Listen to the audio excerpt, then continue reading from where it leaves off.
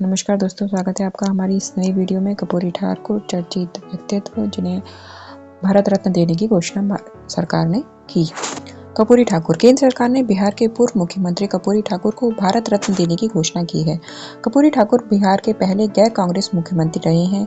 केंद्र की मोदी सरकार ने मंगलवार को बड़ा ऐलान किया। सरकार ने बिहार के पूर्व मुख्यमंत्री कपूरी ठाकुर को भारत रत्न देने की घोषणा की है। ये ऐलान ऐसे समय पर किया गया जब 24 जनवरी को कपूरी ठाकुर की 100वीं जयंती है। कपूरी ठाकुर को बिहार में जननायक के नाम से पुकारा जाता है। कपूरी ठाकुर बिहार के पहले गैर कांग्रेसी मुख्यमंत्री रहे। ठाकुर दिसंबर 1970 से जून 1971 तक मुख्यमंत्री रहे थे। मुख्यमंत्री बनने के बाद उन्होंने नौकरियों में मुंगेरी लाल कमीशन लागू कर गरीबों और पिछड़ों को आरक्षण दिया। इसके बाद वह जून 1977 से अप्रैल 1979 तक दोबारा सीएम बने। वह पहली बार जब सोशलिस्ट पार्टी और भारतीय क्रांति दल की सरकार में सीएम बने थे और वह दूसरी बार जनता पार्टी की सरकार में मुख्यमंत्री बने थे। बिहार के समस्तीपुर के रहने वाले कपूरी ठाकुर नाई जाति से थे। वह पिछड़े वर्गों के हितों की वकालत करने के लिए जाने जाते थे। कपूरी ठाकुर भारत के स्वतंत्रता सेनानी, शिक्षक, राजनीतिज्ञ और बिहार के दूसरे उप मुख्यमंत्री तथा 2 बार मुख्यमंत्री रहे थे। उनका जन्म 24 जनवरी 1924 को हुआ था। लोकप्रियता के कारण उन्हें जननायक कहा जाता था। कपूरी ठाकुर का जन्म भारत में ब्रिटिश शासनकाल में समस्तीपुर जिले के पितौंजिया गांव, जिसे अब कपूरी गांव कहा जाता है, में नाई जाति में हुआ था। उनके पिताजी का नाम श्री गोकुल ठाकुर तथा माताजी का नाम श्रीमती राम दुलारी देवी था। इनके पिता गांव के सीमांत किसान थे तथा अपने पारंपरिक पेशा बाल काटने का काम करते थे। उन्होंने 1940 में मैट्रिक की परीक्षा पटना विश्वविद्यालय से द्वितीय श्रेणी में पास की थी। 1942 का भारत छोड़ो आंदोलन छिड़ गया तो उसमें कूद पड़े। परिणाम स्वरूप 26 महीने तक भागलपुर के कैंप जेल में जेल यातना भुगतने के उपरांत 1945 में रिहा हुए। 1948 में आचार्य नरेंद्र देव और जयप्रकाश नारायण के समाजवादी दल में प्रादेशिक मंत्री बने।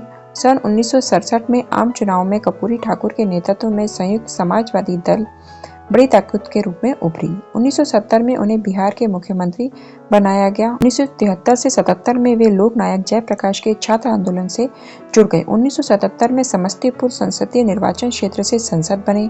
24 जून 1977 को पुनः मुख्यमंत्री बने। फिर 1980 में मध्यावधि चुनाव हुआ तो कपूरी ठाकुर के नेतृत्व में लोक दल बिहार विधानसभा में मुख्य विपक्षी दल के रूप में उभरा और कपूरी ठाकुर नेता बने। उन्होंने सामाजिक भेदभाव और असमानता के खिलाफ संघर्ष किया। उनकी नीतियां और सुधार के लिए उठाए गए कदमों में से कई लोगों के जीवन में महत्वपूर्ण बदलाव आए, खासकर शिक्षा, रोजगार, किसान कल्याण के क्षेत्र में। इस मौके पर केंद्र सरकार ने कहा, ठाकुर को सम्मानित करके सरकार लोकतंत्र और सामाजिक न्याय के प्रतीक के रूप में उनकी भूमिका को मान्यता देती है। उनका जीवन और उनके कार्य भारतीय संविधान की भावना का प्रतीक हैं, जो सभी के लिए समानता, भाईचारे और न्याय की वकालत करते हैं। यह पुरस्कार न केवल ठाकुर की पिछली उपलब्धियों की मान्यता है, बल्कि भावी पीढ़ियों के लिए प्रेरणा का काम भी करेगी। यह उन मूल्यों की याद दिलाता है जिनके लिए ठाकुर हमेशा खड़े रहे। बता दें कि कपूरी ठाकुर को भारत रत्न देने के लिए लंबे समय से मांग उठ रही थी। कपूरी ठाकुर दूरदर्शी होने के साथ साथ एक ओजस्वी वक्ता भी थे।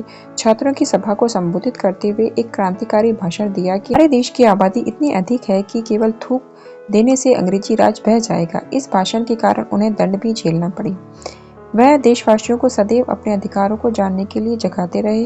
वह कहते थे, संसद के विशेषाधिकार कायम रहें, अक्षुण्ण रहें, आवश्यकता अनुसार बढ़ते रहें, परंतु जनता के अधिकार भी।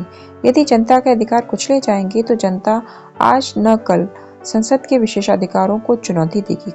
कपूरी ठाकुर का चिर परिचित नारा था, 100 में 90 शोषित है, शोषितों ने ललकारा है, धन धरती और राजपाट में 90 भाग हमारा है। और एक अगला है, अधिकार चाहो तो लड़ना सीखो, पग पग पर अड़ना सीखो, जीना है तो मरना सीखो।